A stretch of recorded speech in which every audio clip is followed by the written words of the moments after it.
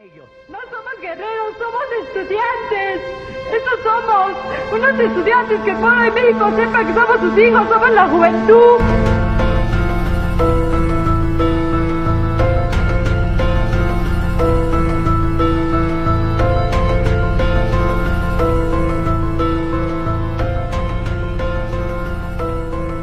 Sin amilanarse, era la consigna del líder político que una vez más tomaba posesión de la presidencia de la República.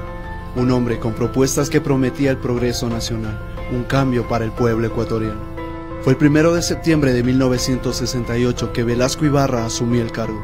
Ese ambiente que abarcaba grandes expectativas fue decayendo con las críticas constantes que tenía su gobierno.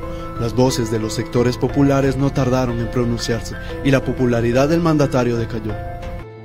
La economía del país en los años 60 se basaba principalmente en la agricultura y la exportación del banano. El Ecuador para aquel entonces no era un país petrolero, razón por la que la ruralidad aún persistía. El crecimiento urbano era reducido a unas cuantas ciudades porque la manufactura y la industria eran todavía incipientes. Eran condiciones difíciles para el país, lo que generó las protestas de diferentes sectores populares.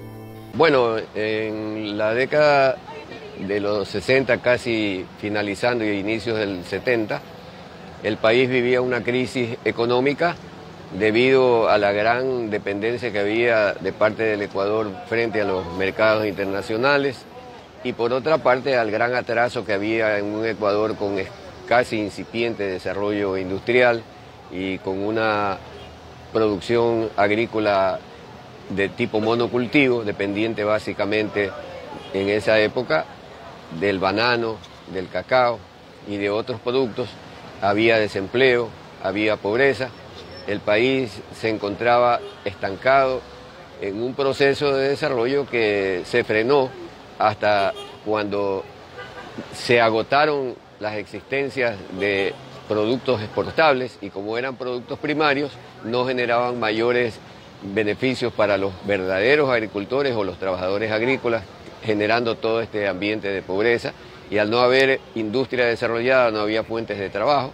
Miles de gente se quedaban fuera de la universidad por el examen de ingreso y cupos a las universidades y estos cientos y miles de bachilleres que estaban expuestos al desempleo, a la pobreza, al trabajo precario y a ser víctimas de la explotación en cualquier circunstancia para poder obtener algún ingreso para la subsistencia propia de sus familias.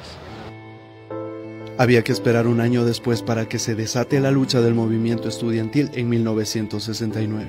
Se protestaba por el libre ingreso a las universidades. El gobierno instauró un examen de ingreso, lo que dejó a varios bachilleres fuera de las universidades. En ese entonces, el país atravesaba por una etapa de transformación social. De ser una población fundamentalmente rural, pasó a ser una población urbana, lo que significó la llegada de muchos jóvenes del campo a la ciudad. La casona universitaria fue el escenario para la lucha estudiantil, una revuelta que tuvo la participación de jóvenes bachilleres y universitarios. Pero el conflicto se salió de control. Se realizó un operativo donde se reprimió a los estudiantes. El número exacto de heridos y personas fallecidas nunca se confirmó. Bueno, ese es un hecho luctuoso, trágico, al mismo tiempo impregnado de heroísmo, porque para que aquello sucediera hubieron una serie de gestiones de parte de diversos tipos de autoridades a quienes estábamos tomados la casona universitaria, ante nuestros dirigentes y ante todos los que estábamos allí, de que dejáramos la casona, que había ya una decisión del Consejo Universitario que mayoritariamente estaba en manos de gente de derecha, reaccionaria, que habían pedido el desalojo de la casona universitaria. Lógicamente ellos decían que habían pedido el desalojo pero pacífico. Entonces ellos nos decían, nosotros conocemos, estamos viviendo un gobierno opresivo, represivo, dictatorial y no nos garantizan que vaya a ser un desalojo pacífico, por favor muchachos dejen la casona. Entonces, en esa época, usted sabe, la juventud siempre actúa en función de sus derechos y de sus convicciones y nosotros dijimos, no, aquí por último nos sacan, pero como ellos quieran, pero nosotros no vamos a dejar la casona. Que ellos cometan la ilegalidad, la irregularidad, que cometan ese atropello, pero nosotros no le vamos a entregar la casona que es de los universitarios, es nuestra, es autónoma. Entonces, Ya cerca de las 7 de la noche hubo un triple cerco, un cerco primero de la Infantería de Marina a la casona universitaria y cuadras aledañas, hubo el corte de la luz eléctrica en varias manzanas a la redonda, oscuridad total, tiraron abajo puertas y ventanas con violencia y ellos no preguntaron ni trataron de dialogar ni nada, sino que todo lo que se movía disparaban contra ellos.